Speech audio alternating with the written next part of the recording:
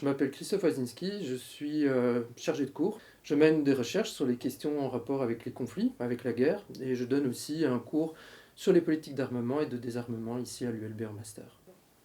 Départ. Quand on te parle de la guerre, c'est quoi qui te vient en tête directement ?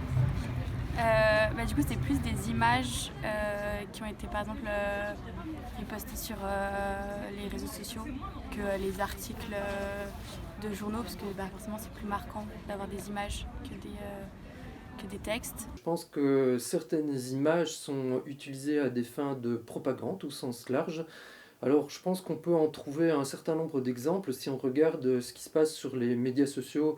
Les images de guerre au Moyen-Orient et récemment forcément on parle plus de la guerre parce que ça touche l'Europe, donc avec l'Ukraine on s'intéresse plus à la guerre en général. Actuellement, dans le contexte de la guerre en Ukraine, on peut voir sur les réseaux sociaux un certain nombre de photos ou de films qui représentent des destructions de véhicules d'un camp ou de l'autre, et cette imagerie est une imagerie de type spectaculaire. Et donc je pense que cette imagerie est en phase avec certains objectifs politiques et que donc elle attend à représenter la guerre un peu comme un spectacle. Ça me fait penser surtout aux images fortes qui sont sorties des États-Unis par rapport au 11 septembre, continue encore d'être utilisé maintenant dans des films aussi. Beaucoup de films de guerre nous invitent à voir la guerre de la même manière que les soldats, et donc ces films nous invitent en fait à nous identifier à des soldats. Ce qu'on nomme parfois comme films de guerre, c'est pas véritablement des films de guerre, ce sont des films de soldats. Ce qui me marque plus dans les films de guerre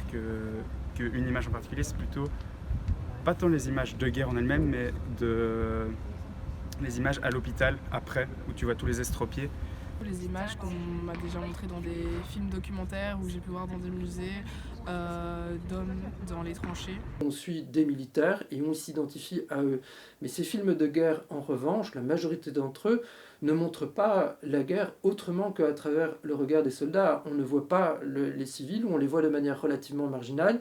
Les civils sont des victimes, les civils sont défendus par les militaires, et ils ne nous présentent qu'une part assez limitée de ce qui se passe dans un conflit. L'image militaire pour les enfants à destination d'un public enfantin ou d'un public adolescent, c'est une imagerie donc, qui est liée effectivement à des jeux et à des jouets. À partir du 19e siècle, il y a un changement qui s'opère dans l'histoire de la guerre, et on a des guerres qui sont des guerres nationales, des guerres qui sont menées au nom de la défense de la patrie. On voit émerger donc un discours nationaliste, bien entendu, un discours martial, militariste, viriliste. On voit apparaître des jeux et des jouets qui ont une connotation militaire. L'idée était aussi, d'une certaine manière, de les embrigader dans un contexte particulier qui est un contexte de nationalisation de la guerre. Le premier souvenir qui me vient en tête, c'est en fait les jeux, tous les jeux de guerre, Call of Duty et tout ça.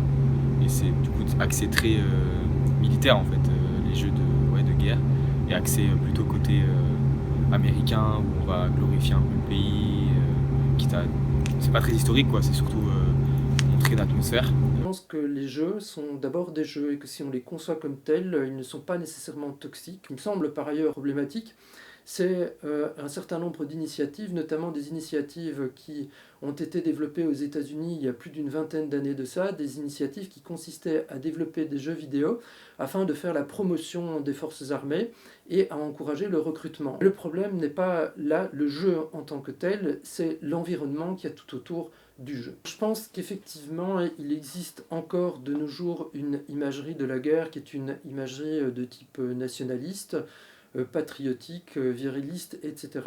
Alors, pas toute l'imagerie, donc il y a aussi une imagerie qui est une imagerie critique, mais à côté de ça, donc les choses qui sont les plus accessibles, qui sont peut-être, on va dire, les plus dominantes dans l'espace public, c'est une imagerie donc de type spectaculaire et de type nationaliste, ou en tout cas qui concourt à une certaine vision nationaliste. S'il y a une seule image qui devait me venir en tête quand on me parle de la représentation de la guerre dans l'art, ce serait la scène dans Apocalypse Now où le général sort de sa tente et dit I love the smell of napalm in the morning.